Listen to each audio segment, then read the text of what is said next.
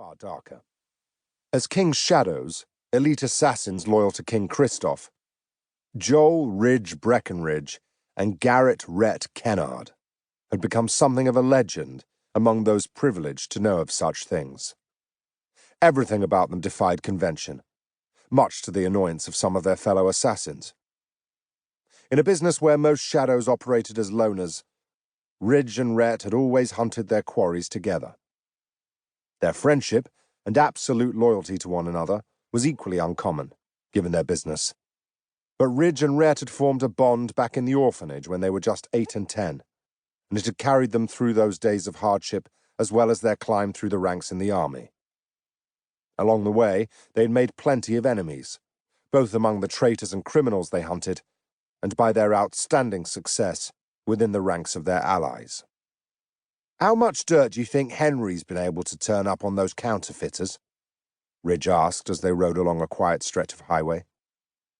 He might appear relaxed to anyone who happened by, but both men remained alert, knowing that they were never truly safe.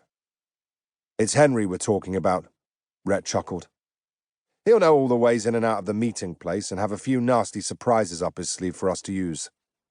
I do worry about him sometimes," he added with exaggerated concern. "If he weren't working for us, I imagine he'd be a one-man crime spree." "Good thing we're here to guide him on the straight and narrow," Ridge replied, grinning. Henry, their squire, far exceeded the expectations of his position. Clever, resourceful, and charming, Henry excelled at ferreting out information, acquiring resources by dubious means, and in a pinch, mixing poisons and driving a getaway carriage. Ridge doubted they knew the full truth of Henry's background, but what had been proven time and again was his courage and loyalty. "Not keen about meeting Burke at the Rook's Nest," Rhett said after a long pause. "We're not especially welcome." Ridge shrugged. "It's neutral territory for shadows and spies by order of the king, and I doubt we'll have any trouble since we're meeting up with the Shadow Master himself." Rhett looked away. Just because they have to tolerate us doesn't mean they're happy to see us.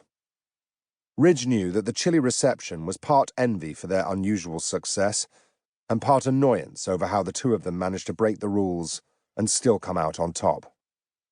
It didn't bother him nearly as much as it did Rhett. Then again, despite all they'd accomplished, there was a part of Rhett that remained the orphan street kid who'd never met anyone he could trust until he and Ridge had ended up back-to-back in a squabble with the other boys. A squabble they had won, soundly trouncing their opponents in the process.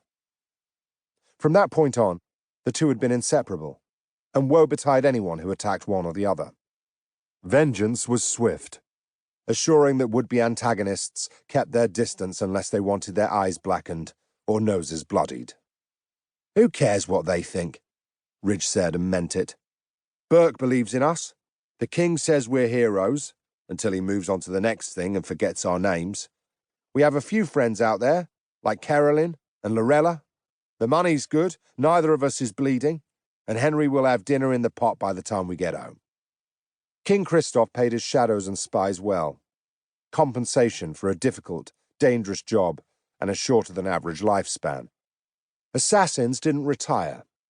They either died on a job gone wrong or by their own hand when the nightmares became too much to bear.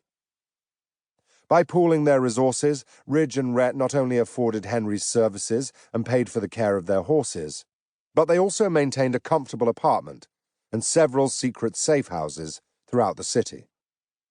Plus, a hidden stash for emergencies, or for when they needed to leave suddenly and disappear. "I know. We've gone round on this before," Rhett said and sighed. "It's not like we could trust them anyhow, even if they were friendly. I just get tired of fighting, even when we're supposed to be on neutral ground. That's why I intend to go in like I own the place and not let the sons of bitches think I care." Ridge was more outgoing and a risk-taker, while Rhett, the quiet one, carefully planned his actions to ease his nerves. "That's because you're a cocky bastard," Rhett replied, though his tone softened the words. "We can't all aspire to your level." "I imagine it galls them to think you don't even notice them," Ridge said. "Burke knows the truth. You're really silently..."